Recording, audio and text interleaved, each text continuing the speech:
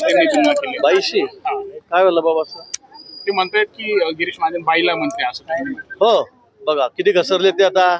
कालपर्यंत किती घाणघाण शिवाय आई बहिणींवरून, म्हणजे त्यांचा तोलच गेलेला आहे, त्यांचा तोल गेलेला आहे.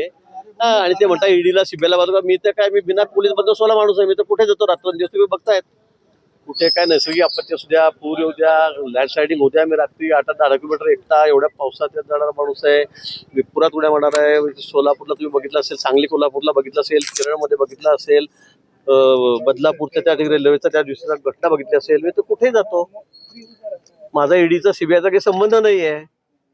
पण मला असं वाटतं की संजय राऊत, तुम्ही जे बोलतायत, म्हणजे शिवराळ भाषेत तुमची भाषा घसरते आहे. आता मला तुमच्याबद्दल काही बोलायचं नाही, मला बोलायला खूप गोष्टी आहेत, पण मला त्याबद्दल काही बोलायचं नाही.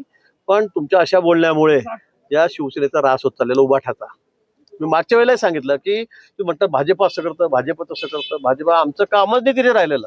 मी पुन्हा सांगतो, एकच माणूस काफी आहे, एकच माणूस पूर्ण आहे शिवसेना संपवायला, आणि ते काम ते योग्य तऱ्हेने करतायत. आणि म्हणून मला असं वाटतं की आता त्याचा बॅलन्स थोडा खूपच गेलेला आहे काल परवापासून. आणि म्हणून ते काही आई बहिणीवरून शिव्या काय देत आहेत, काय बोलतायत. आणि परवापासून ते म्हणतायत निघून जा, ज्यांना जायचं जा. कशाला लोक राहतील त्यांच्याकडे? मी पुन्हा सांगतो, आमदारही गेलेत, खासदारही गेलेत, तर महापालिकेत थोडेफार एका ठिकाणी काही नगरसेवक आहेत. बघा पुढच्या काळामध्ये त्यांच्या अशा वागण्यामुळे, अशा बोलण्यामुळे मी उद्धवजींना अजूनही सल्ला देईल की हे असे लोक आवरा, नाही तर तुम्हाला आमची गरजच नाहीये काही करायला.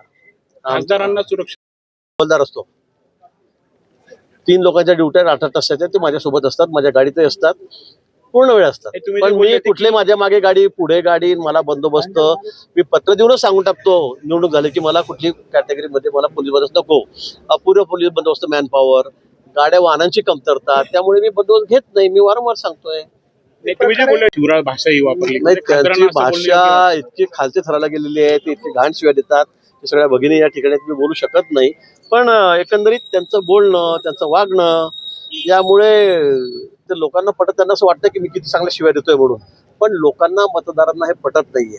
शुद्ध जनता आहे ते, त्यांना त्या पुरोगामी महाराष्ट्रात तिथे अशा पद्धतीने जे दाखवू शकत नाही त्या घाण शिव्या आईवडील द्यायच्या, मला वाटतं हे काही योग्य नाहीये. राऊतांना काय सल्ला नाही, राऊतांनी काही, मला त्याला त्यांना शुभेच्छा आहेत माझ्या, त्यांना माझ्या शुभेच्छा आहेत. ते असं देखील म्हटलंय काही ईडी बाजूला उगाच फार असं वाघाचं कातड अंगावर घेऊ नका. आता मी असं म्हणेल, दंडलशाहीची भाषा करताय.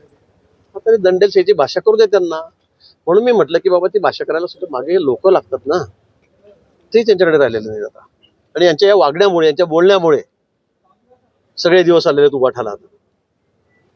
योगासनानंतर देखील सल्ला मग हा थोडं शांतता राहील ना. आता असं माणूस एकदमच शिवीगाळ करायला लागला, काही बोलायला लागला, पत्रकारांनाही काल कसे त्याच्यावर घसरले, ते काय काय बोलत होते.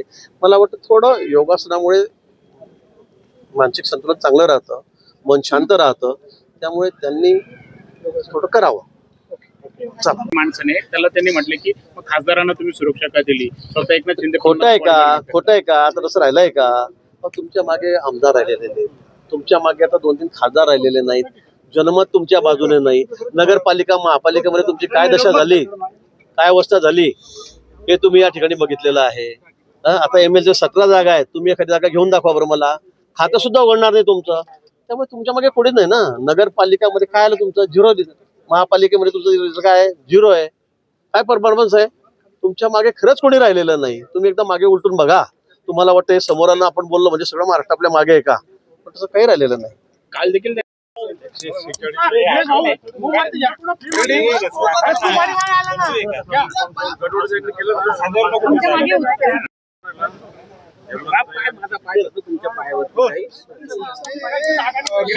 तुम्ही संजय राऊतांवरती टीका केली होती, त्यावरती संजय राऊत यांनी पुन्हा एकदा तुम्हाला उत्तर दिलेले, टीका केलेली आहे.